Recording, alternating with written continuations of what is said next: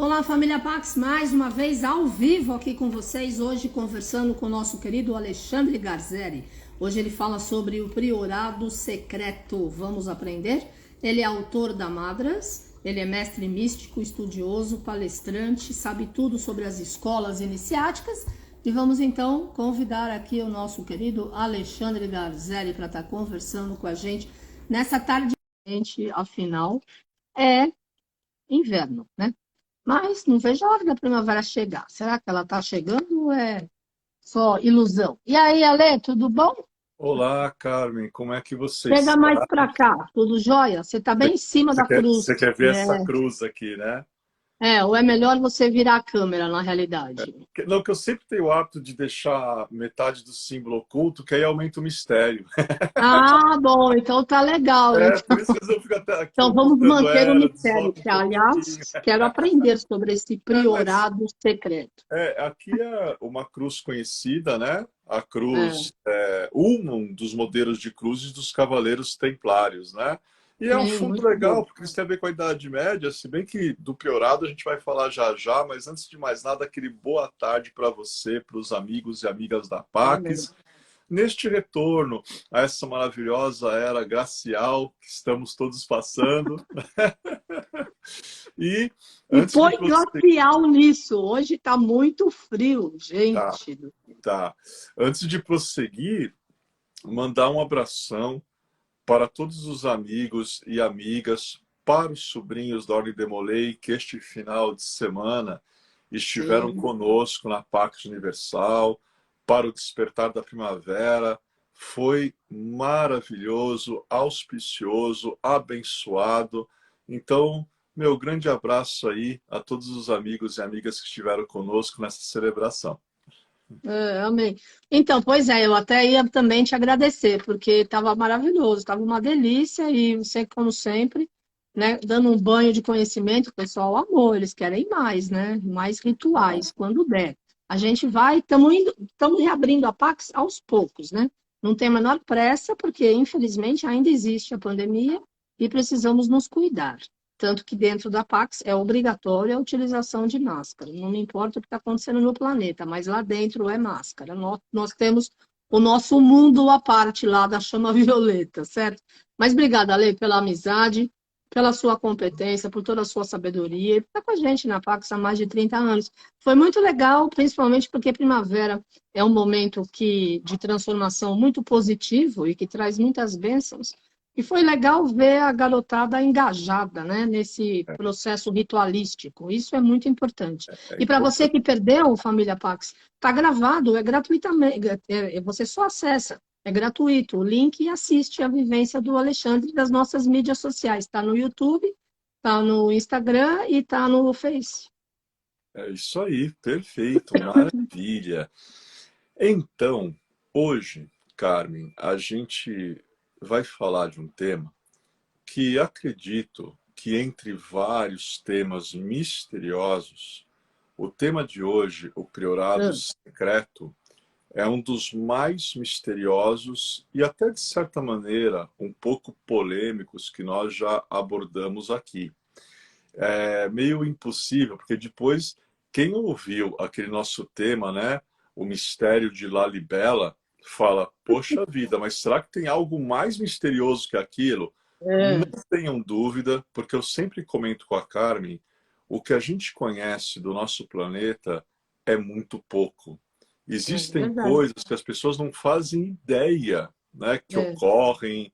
Então, hoje a gente vai colocar mais uma peça no quebra-cabeça falando do grande priorado. E para começar, o título é claro que vai estar invertido, mas independente do título estar invertido, todo mundo conhece a capa Hum, desse livro aqui, né? Que aqui está escrito O Código da Vinci. tranquilamente. É um livro que tem, daqui a pouco estamos indo quase para 10 anos, não chegou ainda nos 10 anos, né? Mas daqui a Nossa. pouco, né, vai fazer 10 anos praticamente que ele foi lançado. E é muito interessante porque é um romance do autor Dan Brown. E logo na primeira página, quando você abre o livro, você encontra o seguinte escrito: O priorado de Sião Sociedade Secreta Europeia, fundada em 1099, existe de fato. Em 1975, a Biblioteca Nacional de Paris descobriu pergaminhos conhecidos como os dossiês secretos que identificavam inúmeros membros do Priorado de Sião, e Sir Isaac Newton, Botticelli, Victor Hugo, Da Vinci, e a lista é muito maior e tem muita gente de nome grande na história envolvido aqui com o priorado. Então, cara, em primeiro lugar, a questão o que é o priorado do Sião? Ele realmente existe? Agora vamos falar fora do romance do Dan Brown.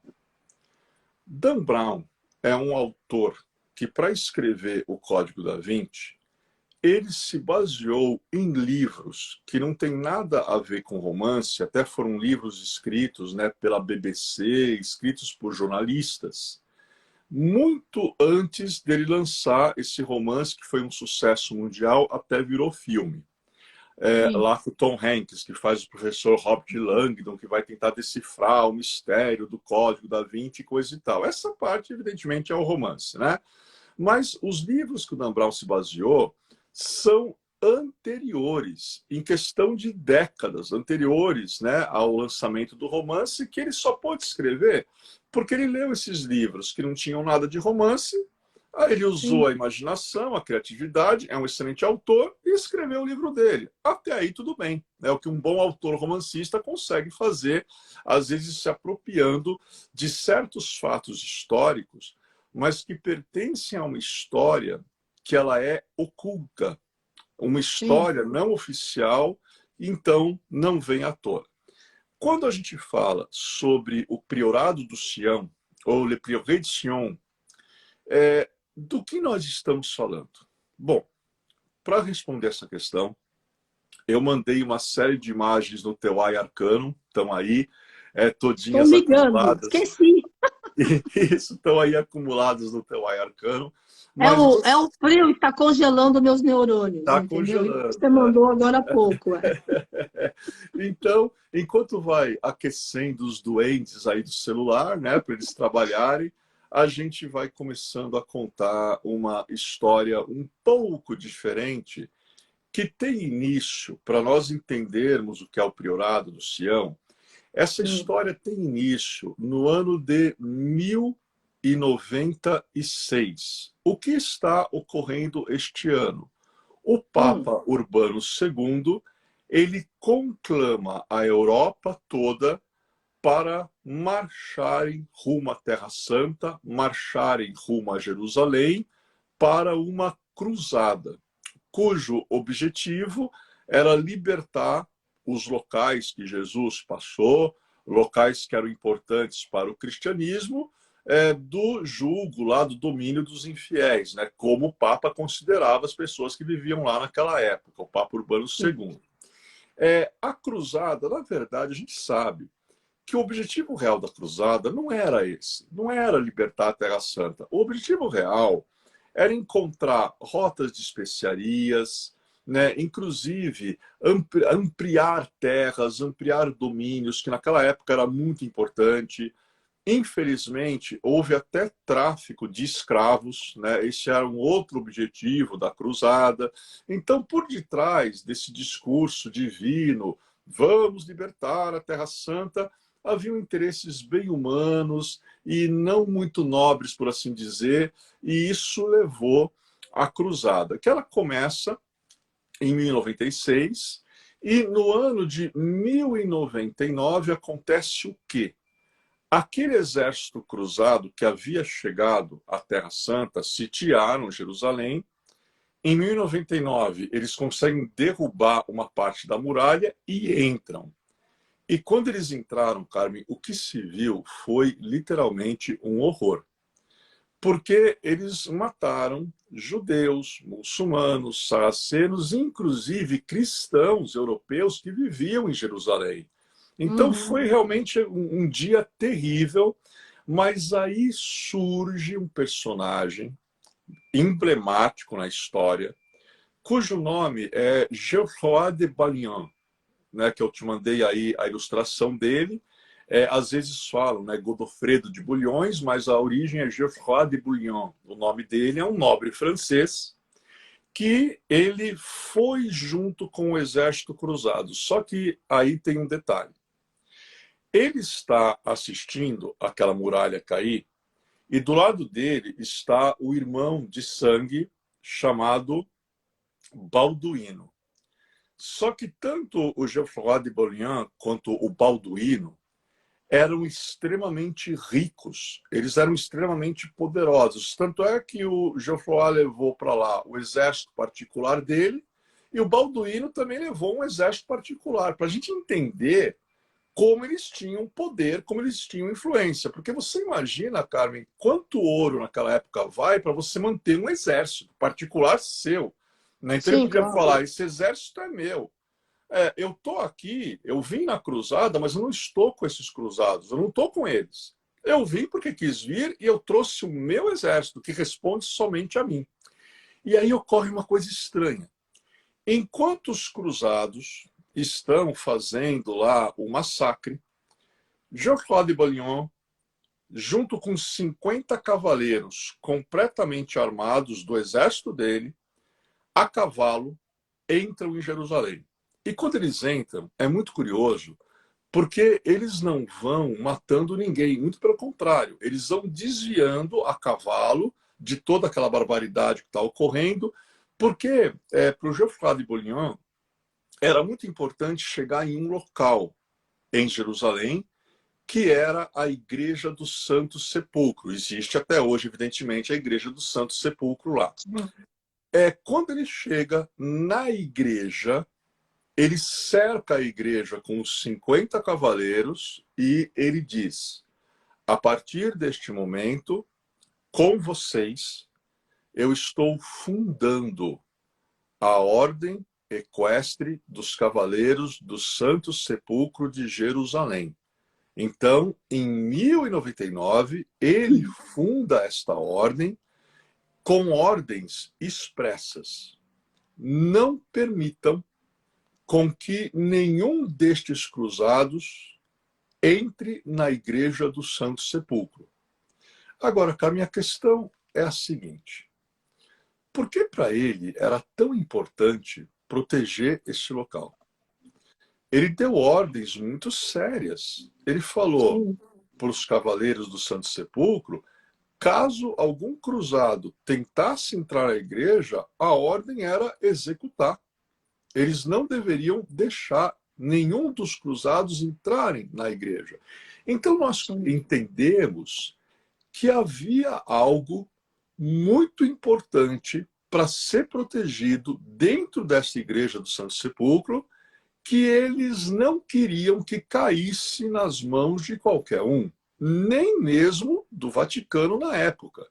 E como ele era muito influente, ele era muito poderoso, mesmo agentes que estavam lá de Roma não se atreviam a falar muito alto com ele, não. Então os cavaleiros também tinham segurança para proteger o Santo Sepulcro, porque se alguém, né, viesse contestar, eles mandariam falar direto com o Geoffroy de Bouillon e era difícil alguém levantar a Sim. voz mais do que ele naquela época, né? Então, aí já é um fato bem interessante. O fato é que algumas horas depois, certos grupos, não apenas europeus, né, cujos representantes estavam lá, mas certos grupos também que haviam já em Jerusalém, chegaram para o Geoffroy de Bouillon, ou Godofredo de Bouillons, e falaram: nós gostaríamos que você fosse o primeiro rei cristão de Jerusalém. E Godofredo, ele olha para as pessoas que estão propondo isso, são pessoas influentes, e ele fala: olha, é o seguinte, eu agradeço a honra que estão tentando me conceder, mas eu não pretendo colocar na minha cabeça uma coroa de ouro numa terra santa em que Jesus usou uma coroa de espinho. Se vocês quiserem me dar alguma coisa, me deem o título de protetor de Jerusalém e protetor da igreja do Santo Sepulcro. Como era importante essa igreja para ele. E Pois aí, é. os que lá estavam, bom, né, tá bom, né? Deram os títulos, ele fica lá, ele era até que meio que reconhecido como um rei, né? Mas não oficialmente. E é muito curioso, Camille, porque isso aconteceu em 1099, e em 1100 ele morre, né? Morre um ano depois. E aí é que começa o mistério. Aí começam as coisas estranhas, por assim dizer. Quando ele morre, chegam para o irmão dele, que também estava lá, o Balduíno, que Uhum. também tinha ido para lá, com seu exército particular e coisa e tal, e falam: Balduíno, nós gostaríamos que você fosse o primeiro rei cristão de Jerusalém. Agora, qual é a questão aí, Carmen? Muitos nobres de vários países, né, vários nobres de linhagem nobre, coisa e tal, foram para a cruzada. Então você tinha lá muitas famílias proeminentes, importantes. Sim, A questão é, por que procuraram a mesma casa, por que procuraram a mesma família em menos de um ano, querendo que um outro, Bonlian, no caso agora o Balduíno, assumisse aquele trono, com tanta gente que tinha lá? Então, isso nos faz pensar que a linhagem dos Bourguignon, ou a linhagem Bulhões, era importante por algum motivo. E por sim, isso queriam entronar um deles naquele trono em Jerusalém. sim.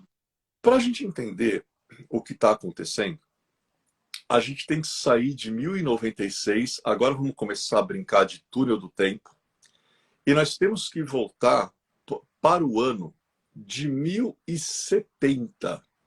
Nós temos que retornar 26 anos antes da cruzada ser lá proclamada pelo Urbano II, pelo Papa Urbano II.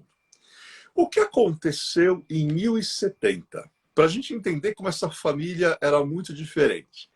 Em 1070, uma rica senhora, proprietária de terras, de homens, né, propriedades, chamada Matilde de Tosquen, estava em um de seus castelos na região de Ardenas, uma região, né, existente lá na Europa, né? E aí chegam para essa senhora e falam: senhora, chegaram ao castelo um grupo de monges e insistem que querem vê-la, querem falar com a senhora. Ela acha estranho, porque ela não estava esperando ninguém, ainda mais um grupo de monges. E ela desce para ver o que está acontecendo. Quando ela chega no salão, estão lá, Carmen, 70 monges, que é um número considerável, todos, né, encapuzados.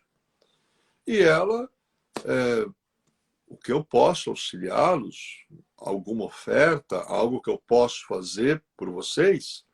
E eles dizem: não, nós viemos aqui pedir asilo. Nós viemos aqui pedir abrigo, porque as nossas vidas estão correndo perigo. E é interessante porque esses monges, a gente acredita que eles seriam paterinos ou patarines. Eles tinham fugido da Itália, eles tinham se distanciado de Roma, porque a Igreja Romana, em 1070, considerava os patarinos, um outro grupo, os olibrianos, depois iria considerar os cátaros, que já fizemos uma live aqui, considerava eles como hereges. É sempre Uhum. bom lembrar que a palavra heresia, etimologicamente falando, quer dizer simplesmente escolha. Então, naquela época, o que era um herege? Era alguém que decidia escolher no que ele queria acreditar. Só que Sim. naquela época, a igreja não via isso com bons olhos, né? E hoje a palavra até tem uma conotação pejorativa, mas a gente tem que procurar estudar um pouquinho a origem das palavras. E quando você entende que herege quer dizer apenas escolha, então não é uma ofensa. O herege é alguém que escolhe no que ele quer acreditar. Não é que ele ataca outra religião, não é que ele agride outra religião, ele apenas é livre, né, para a sim, liberdade de culto, que até é garantida por nossa Constituição, em nosso país, né? Então, é interessante que a Matilde abriga os monges e aí começa a conversar com eles. E aí eles começam a falar para Matilde algumas das crenças, principalmente no tocante ao querido mestre Jesus o Cristo. E a história que eles contam é assim diferente. Eles trazem mais detalhes, eles falam de um tal de Arimateia, que já falamos aqui, eles falam de Madalena, eles falam de uma série de acontecimentos que acabou ocorrendo, que sim, destoam um pouco do que o Vaticano está tentando impor na base da espada naqueles tempos, né? E aí tem um momento que a Matilde fala, olha, interrompe um pouco a história, parem, porque eu quero, mesmo sendo meninos, eu quero que meus sobrinhos escutem o que vocês estão falando, que é algo muito sério. Ela era uma mulher, Carmen, muito culta. Ela era culta, ela era líder, ela liderava, né, o castelo sim. dela. Então ela estava à frente do tempo. Ela realmente tinha o real empoderamento naquele tempo, né? E aí ela manda chamar um sobrinho pequeno, né? Olha, só fica aqui e escuta, ouve. E aí os monges começam a falar a história para ela, para o sobrinho e coisa e tal. Quando acabam a história, mesmo sendo muito jovem, o menino gostou dos monges, tá bom. O que vocês querem? Abrigo vocês já têm. Aí os monges falam, seria bom um local que a gente pudesse praticar o nosso sagrado, nossos cultos e coisa e tal. Ele, muito bem. E aí mandam erguer nas florestas de Ardenas um monastério. Curiosamente, Carmen, o monastério tem a forma de um octógono. Olha, Curioso, né? que lindo. Exatamente como séculos atrás, quando Arimateia chegou na Inglaterra, fugindo de Jerusalém e foi acolhido na Inglaterra, ele mandou Sim, erguer uma pequena igreja octogonal em honra a Madalena, Maria Madalena. E agora esses monges chegam, pedem um mosteiro octogonal. Essas cruzes aqui nascem dentro de octógonos, e não é por acaso. E aí sim. erguem um mosteiro e pronto. É fundada a Ordem do Sinai, em 1070, naqueles idos. Então, esse priorado do Sião, que comentam hoje, mas já vou explicar uma coisa aqui, esse priorado, a origem é lá em 1070. A origem é essa Ordem do Sinai. Né? E aí tudo bem. Estabelece lá um mosteiro. Pergunta, Carmen, você sabe quem era o sobrinho dela, da Matilde de Toscane, que ouviu a história dos monges e gostou deles? Hum, O próprio Geoffroy de Bouillon, que vai aparecer lá em frente como homem maduro. Então, ele já foi criado com ideias sim, bem dentro diferentes. já da energia, né? Isso, já foi criado de forma bem diferente, né? Então, Preparado. os monges ficam lá, 1070, aí ocorre um fato estranho. 1090, 20 anos depois, 6 anos antes de começar a cruzada. Em 1090, se você fosse lá na floresta, onde havia o mosteiro, você ia encontrar o mosteiro vazio, os monges desapareceram e o mato está quase cobrindo o mosteiro e entrando dentro do mosteiro. E a pergunta é: o que aconteceu com esses monges? Para onde eles foram? Porque eles sumiram de lá. Será que voltaram para a Itália? Nunca, porque estavam sendo perseguidos na Itália, não iam voltar para a Itália. Então, o que aconteceu com esses monges? A resposta, agora temos que apontar, em 1090, temos que apontar para Jerusalém. Temos que apontar para a Terra Santa. Por quê? Em 1090, Geoffroy de Bourguignon manda erguer em Jerusalém, numa montanha, uma fortaleza pequena, mas ainda assim é uma fortaleza. E dentro da fortaleza, ele manda erguer um mosteiro octogonal. E aqueles monges que estavam na Europa passam a residir nessa fortaleza, nesse mosteiro, só que agora na Terra Santa. Sim, E é muito interessante porque o Godofredo fala, bom, mas espera aí, monges não lutam. Então eu preciso constituir um grupo, né, de soldados armados para defender os monges, porque aquela terra era complicada, Carmen. Vira e mexe haviam conflitos, os sarracenos podiam atacar, ainda mais depois da cruzada, começaram a atacar mesmo, e o Godofredo, ele deixa com os monges um grupo de homens que se vestiam de preto, túnica preta, manto preto, capuz, e o símbolo deles eu te mandei, que é o símbolo sim, do priorado do Sião. O nome dessa ordem, Carmen, é interessante. Essa ordem de soldados pronto para o combate, que a única função era não deixar que mexessem com os monges lá, que alguém tentasse invadir aquele local. Eles são a ordem dos Cavaleiros de Notre-Dame do Sinai. Olha o nome. Ordem dos Cavaleiros de Notre-Dame do Sinai. Se caracterizam por usar túnicas negras e no centro do peito eles têm uma flor de lis vermelha circundada por uma espécie de um número 8. Né? Então essa é a vestimenta que esses cavaleiros da ordem, né, os cavaleiros da ordem de Notre-Dame do Sinai, é a vestimenta deles. Perguntinha, Carmen. Para eles, quem era Notre-Dame do Sinai? Eles eram cavaleiros de Notre-Dame do Sinai.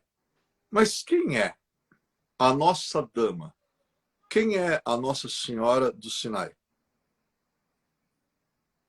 Quer chutar? não. Não. É um assunto muito sério para eu chutar. Maria Madalena. Maria Madalena mesmo, É, eu pensei, mas não quis falar. ela era, para eles, a Nossa Senhora do Sinai. Olha Então, só, hein? existe um grupo de cavaleiros que a honram e protegem os monges que em 1070 se chamavam Ordem do Sinai, mas em 1090 eles mudam o nome. Eles passam a se chamar o Monastério do Sinai. Então, já temos aí dois nomes. Primeiro foi a Tá. Ordem do Sinai, agora é Monastério do Sinai, né? E aí estão lá.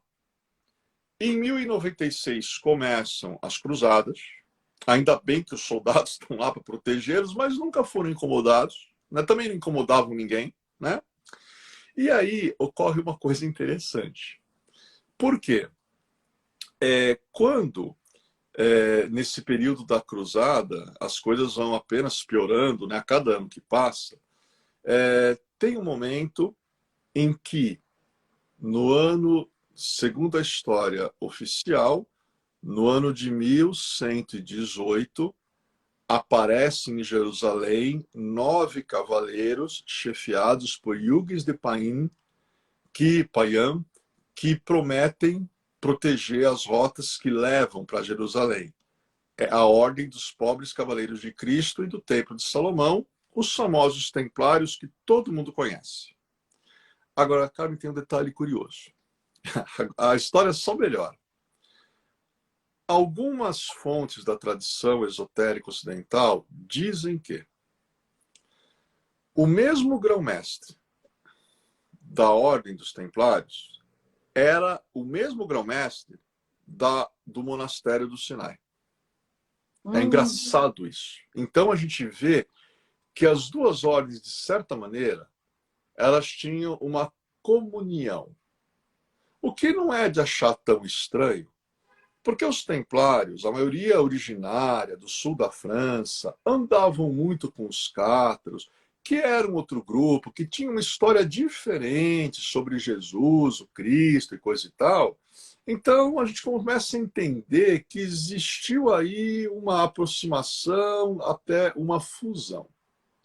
E aí é Sim, muito interessante porque quando os templários primeiro chegaram em Jerusalém, que não foi em 1118, isso é a história oficial baseada em Guilherme de Tiro, que ele escreve 50 anos depois que os templários estavam lá, então ele escreveu o que os templários queriam que ele escrevesse. Os sim. templários chegaram em 1111, 7 anos antes de 1118, como a história oficial fala. E é muito interessante porque quando os templários chegam lá, eles vão direto no rei Balduíno I, que é irmão do Geoffroy de Bouillon, e eles falam para o Balduíno: você sabe quem nos enviou aqui, e tu sabes que deves tua coroa ao mesmo grupo que nos enviou aqui. E o Balduíno primeiro na hora, mesmo sendo o rei, fala: vocês terão tudo o que vocês quiserem, o que eu posso fazer por vocês. Então havia um grupo por detrás desses templários muito Sim. influente, muito poderoso, que tinha entronado Balduíno I no trono de Jerusalém.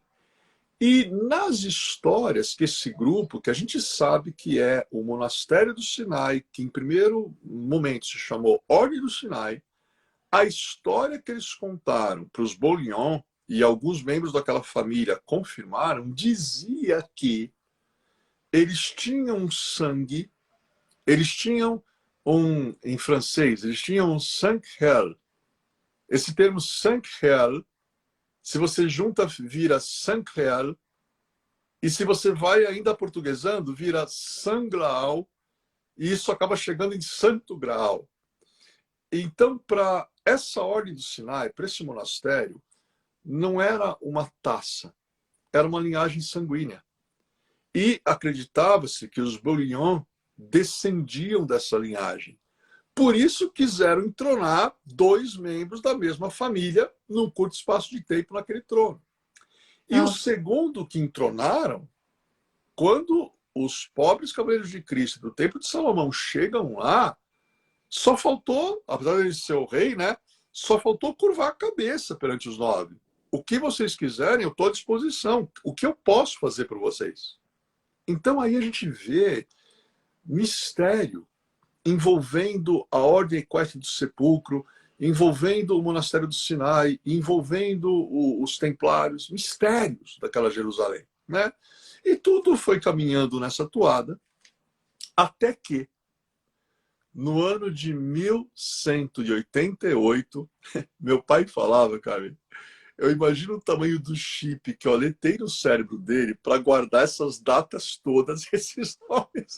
É muito estudo, é muito esforço, porque não é fácil guardar essas datas todas. No ano de 1187, 1188, acontece o quê? Um gênio militar chamado Saladino, ele toma Jerusalém, toma dos cruzados e expulsa os cruzados de lá. E aí vai dar um problema. O Saladino só conseguiu isso por inaptidão do rei de Jerusalém naquela época, né, 1188, e também porque a Ordem do Templo naquela época era chefiada pelo grão-mestre Gerard de Ridefort, que ele era um inepto para chefiar essa ordem, até que ele saiu do poder rapidinho, e hoje nós, templários da atualidade, nem gostamos de citar o nome dele, porque ele fez muitas coisas erradas e deu o problema que deu, né? Então é interessante que, quando o Saladino toma Jerusalém, o priorado vira para os templários e fala: a culpa é de vocês, a culpa é desse atual grão-mestre, o Ridefort, que foi atrás do Guy de Lusignan, que é o rei, e deu no que deu. Os templários viram para o priorado e falam: muito engraçado vocês nos acusarem. É graças ao nosso ouro que vocês trazem alguns nobres da França para brincar de cruzada aqui, que não nos ajudam em nada, alguns nobres que a gente tem que É. bancar. Então, dá um problema e ocorre um episódio histórico chamado o corte do olmo. Olmo é uma árvore, né? Hum. Tem uma simbologia para esses dois grupos. O corte do olmo é como se pegasse um machado, né, cortassem essa árvore. O corte do olmo quer dizer simplesmente, é o momento em que o monastério do Sinai se separa dos templários. Então, cada ordem vai seguir os seus caminhos. Isso ocorreu em 1188. Os templários vão seguir o caminho Uhum. deles. A história dos templários é muito longa, está sendo contada até hoje. Mas o que aconteceu com o monastério do Sinai? O que aconteceu, antes de falar o que aconteceu com o monastério, cara, eu queria explicar uma coisa. Eu enviei para você o desenho da cruz, né, da ordem fundada por Geoffroy de Bourguignon, que é a ordem equestre dos Cavaleiros do Santo Sepulcro.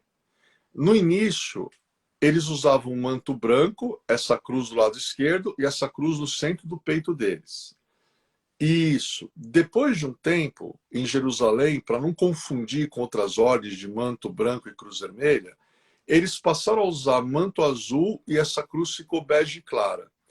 Essa foto que eu te mandei dos cavaleiros aí de manto é a veste que eles usam hoje. Mas aí é a Ordem do Santo Sepulcro associada ao Vaticano.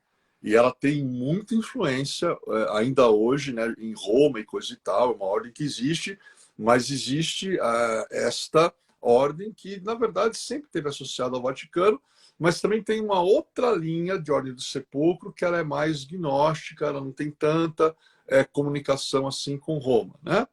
Então, eu queria só falar isso, que eu esqueci de falar da cruz deles, porque essa cruz é interessante.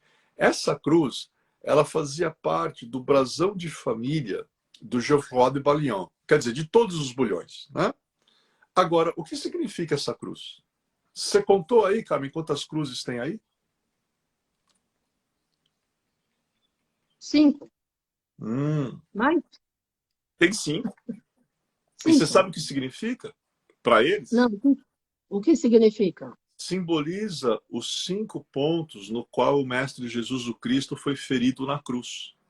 Ah, Então, 2 nas mãos, 2 próximos aos pés, e sim, alguns falam que o 5º ponto é a lança de Longinos. Outros falam, sim. não, o 5º ponto é a coroa. Essa discussão é até interessante. O fato é que representa 5 ferimentos do nosso querido Mestre Jesus o Cristo, né? Então, Sim. para a gente ver como eles eram devotos ao Mestre Jesus o Cristo, a ponto da cruz deles simbolizar a chaga dos ferimentos, né? Sim, Então claro. é bem sagrado isso, né? Essa cruz é uma das que eu acho mais belas e às vezes arrepia. Quem já esteve em Jerusalém, foi até a igreja do Santo Sepulcro e viu essa cruz em algumas ruas, fala que é de arrepiar porque a vibração que tem, né? Dá Sim. para ver pela foto aí, né? Ainda Ela não é super forte, é. Justamente, bem forte, né? né? Imagina a responsabilidade que você precisa ter para ostentar isso em um manto. Imagina, né? A Eu faço ideia. responsabilidade que um cavaleiro do Quem é sepulcro. esse aqui? Você vai falar dele? Vou entrar agora. Ah, ok. Em Não, porque 1188, antes você é, falou do Bulhões lá. Eu não tenho ele. Eu tenho o Godfrey. É ele, o fundador do Grão-Mestre? ele é o primeiro, é o Ah, é o cavaleiro. próprio? Esse é o próprio, é o Geoffroy de Bouillon, né? É Ah, ele mesmo. ok. Peraí que eu cortei a cabeça dele. Deixa eu mostrar ele inteiro. É ele mesmo, é ele mesmo. Fundador da Ordem Equestre dos Cavaleiros do Santo Sepulcro de Jerusalém, primeiro grão-mestre da Ordem, e até considerado o primeiro rei de Jerusalém, se bem que quem assumiu a coroa foi o irmão dele, o Balduíno, né? Tá, Tá? legal. Agora, bom, quando Saladino expulsa, né, os europeus da Terra Santa, o que ocorreu com o monastério do Sinai? Simplesmente, ele sumiu na história. Ele desapareceu na história. Não deixou de existir. Continuou Claro. com as atividades ocultas, mas Mas ninguém mais falou não, dele. não. É realmente, eu falo que não é nem ordem secreta. O que eu vou falar agora vai parecer brincadeira, mas é uma coisa muito séria. A gente tem que aprender a diferenciar sociedade secreta de ordens invisíveis. Existem as duas coisas.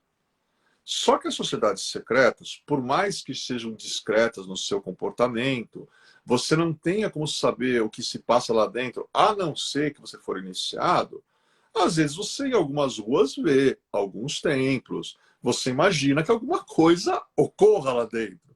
As Claro. ordens invisíveis, elas não têm site, você não tem uma porta para bater, não tem um CEP para você enviar carta nenhuma para eles, e você só se torna membro de uma ordem destas se realmente eles quiserem.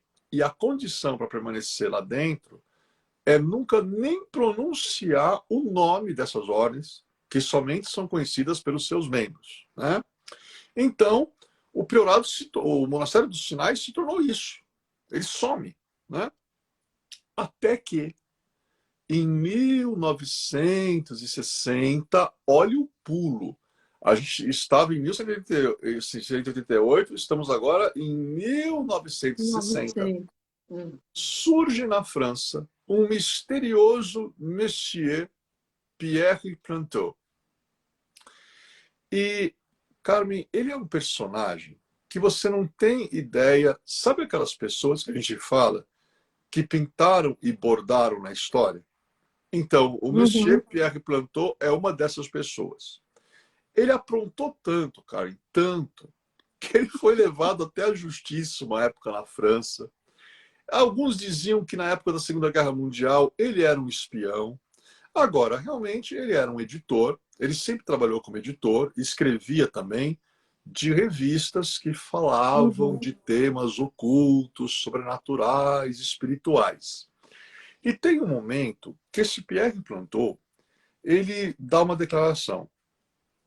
Eu represento a ordem do priorado do Sião. E tenho descendência nobre a ponto de, se restaurarem a monarquia um dia na França, eu estaria na linha de sucessão. Uhum. Isso, dito em 1960, chocou, né? E aí ele se intitulava como grão-mestre do priorado do Sião. Agora, vamos entender. Na Ah, é? verdade, cara, ele é um dos, né? Porque ele já é falecido, né? Sim. Hoje tem outra pessoa que ocupa esse cargo, enfim.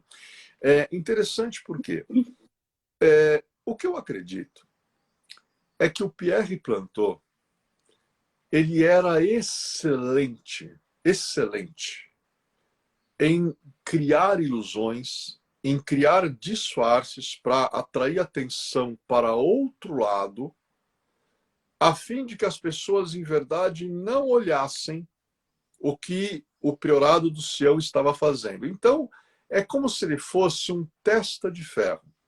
É Sim. como se tivessem chegado para ele e falado: olha, nossa ordem descende de 1070.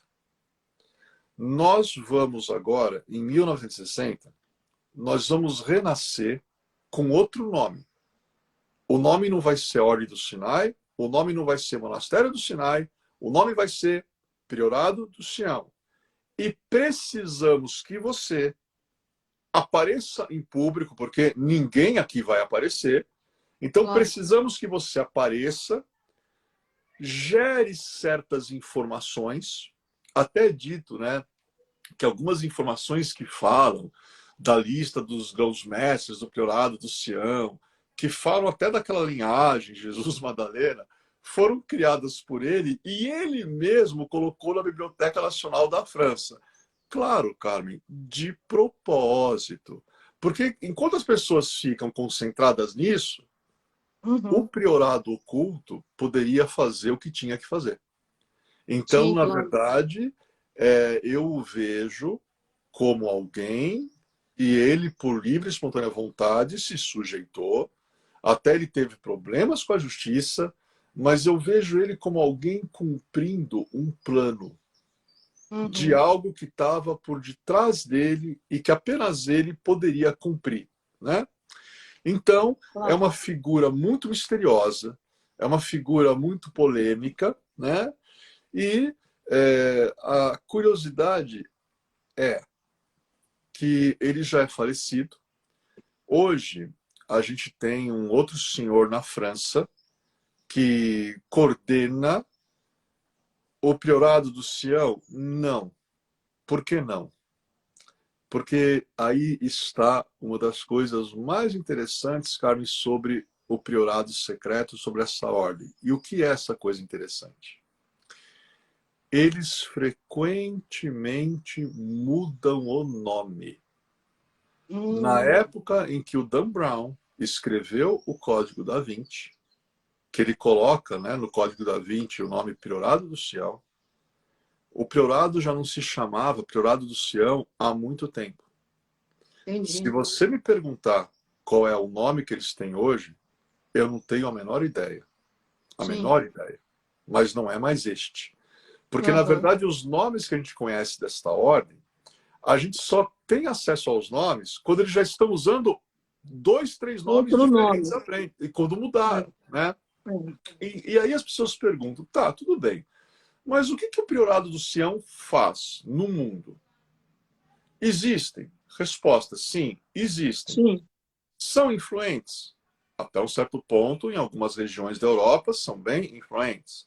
Ah, é como no livro ou no filme, que eles protegem a descendência de Jesus e Madalena? Na verdade, o que eles protegem não é como lá o romance mostra. Eles têm informações, isso é um fato, com relação a uma versão do cristianismo gnóstica, primitiva, esotérica, que bate muito com o que os essênios praticavam, com o que os paterinos praticavam, com o que os cátaros praticavam. Eles Sim. dispõem disso e de tempos em tempos eles aparecem, falam alguma coisa. Isso gera um grande impacto no mundo e eles desaparecem. A última coisa que veio à tona foi essa história do Código da Vinci, da linhagem do sangreal e coisa e tal. E depois Sim. disso, sumiram de novo. O que estarão fazendo? Quem for membro talvez deva saber, com certeza sabe melhor do que eu. Mas algumas pessoas que a gente conversa, que também são desse meio, falam que essa história da linhagem de sangrear, né, de Jesus e Madalena, é um floco de neve no Uhum. topo de um iceberg. Na Sim. verdade, eles falam sobre isso, mas eles estudam o hermetismo, o esoterismo, eles se preocupam com o rumo que segue a evolução da consciência, né, a evolução da raça humana, e as pessoas que são envolvidas com esses movimentos perpetuam esse tipo de estudos, procuram automodificar-se e, dentro das influências que atuam, procuram Uhum. modificar a sociedade, né? Então, Sim. é isso que faz o priorado secreto. Agora, as Claro. histórias sobre ele são incríveis, incríveis. O pessoal da BBC, que escreveu, aí não é romance, escreveu livros bem sérios, né, sobre o priorado, e até quando chegaram na França, um membro se apresentou, porque são muito misteriosos, Carmen. Nunca aparece uma grande quantidade de membros. É sempre um que vai checar primeiro quem são as pessoas e os acompanhou, né? Esse pessoal da Uhum. BBC acompanhou eles até um certo ponto, permitiram, inclusive, que fizesse uma entrevista gravada. Essa entrevista está em vídeo, com o Pierre Plantot. E quando os jornalistas estavam lá, já tinham obtido os dados, né? Ah, sim, mas agora a gente gostaria de continuar.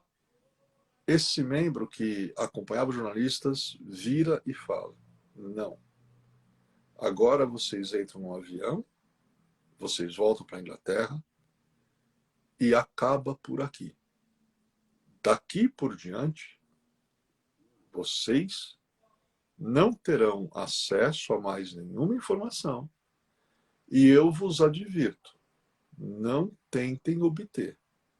Porque se Sim. vocês tentarem, saberemos e não será tão agradável o que poderá ocorrer, né?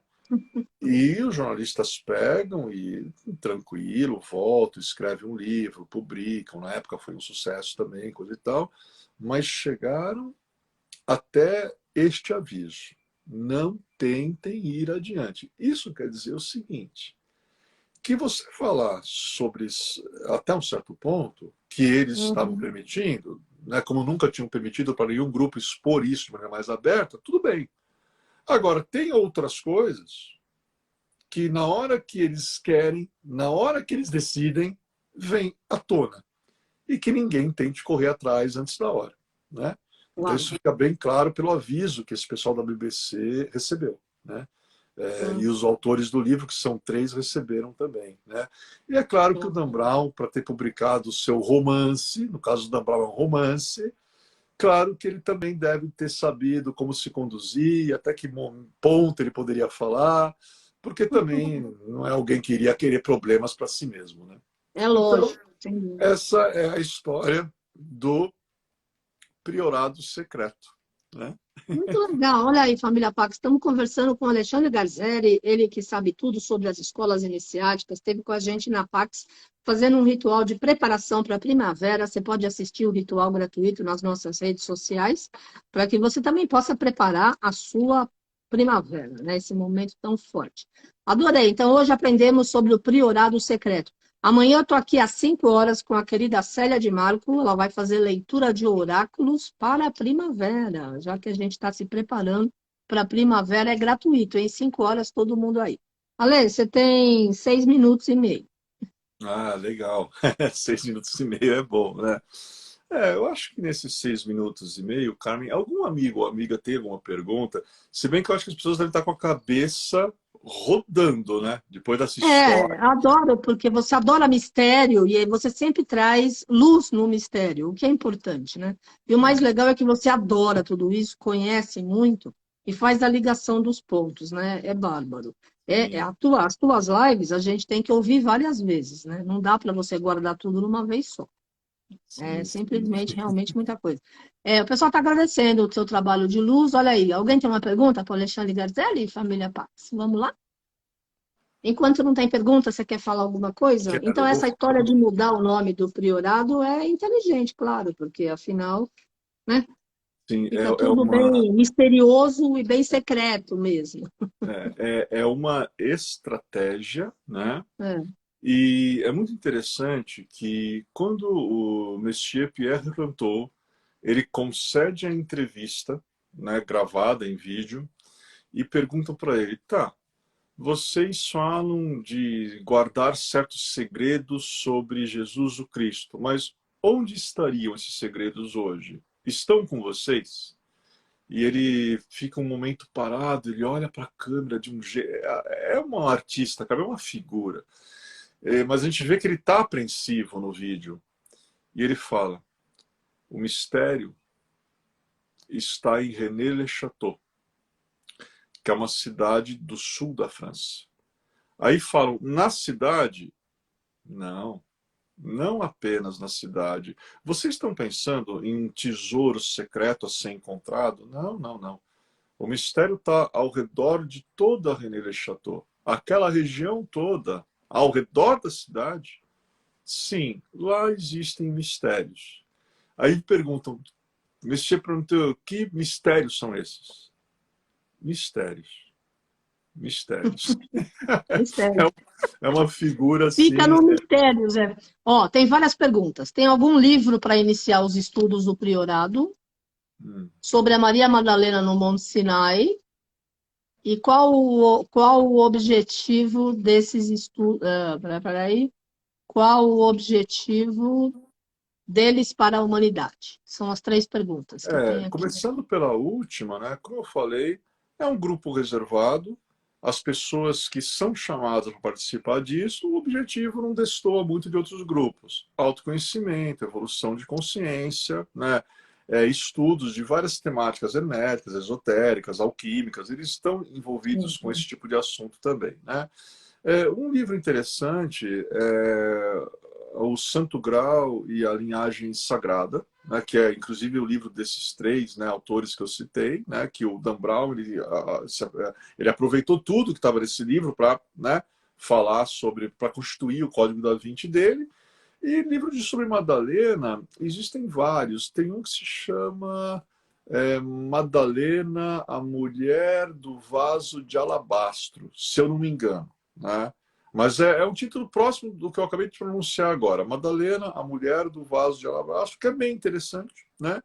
E é muito interessante que, da mesma maneira, Carmen, que Lalibela, que a gente falou do mistério de Lalibela semana passada, e as Sim. pessoas que assistiram, algumas viram e me procuraram na Pax no sábado, elas falaram, nossa, mas cada vez que você fala com a Carmen, segunda às 7 horas, a minha cabeça, nossa, dá um boom, porque eu ouvi, depois eu voltei, eu ouvi de novo, e eu fiquei pensando, né? Mas o nosso propósito é esse, né? Quando nós É, pensamos, nós evoluímos, né?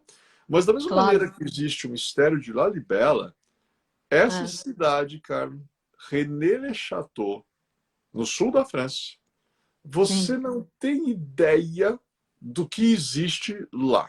Tanto é que ela também é considerada uma cidade de mistérios, né? sim, René-le-Château. pois é. E, Ó, nós temos 1 minuto e meio. A Carminha, beijo, Carminha, tá pedindo para você falar sobre Maria Madalena numa outra oportunidade. Eu queria que você falasse sua mensagem final, porque senão a gente não consegue gravar, deixar vamos. gravado. Minha mensagem final é: a Madalena a gente deixa para um outro pôr do sol.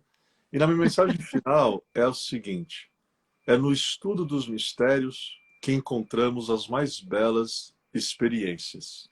Então, reverência, humildade perante os mistérios do Deus do nosso coração e da nossa compreensão, que a humildade é uma grande chave para abrir a porta de todos os mistérios. É isso aí. Amém. Obrigada, Lê. Boa semana. Gratidão. Namastê, família Pax. Amanhã eu tô aqui com a Célia de Marco, leitura de oráculos para a primavera. Gratidão. Tchau, tchau.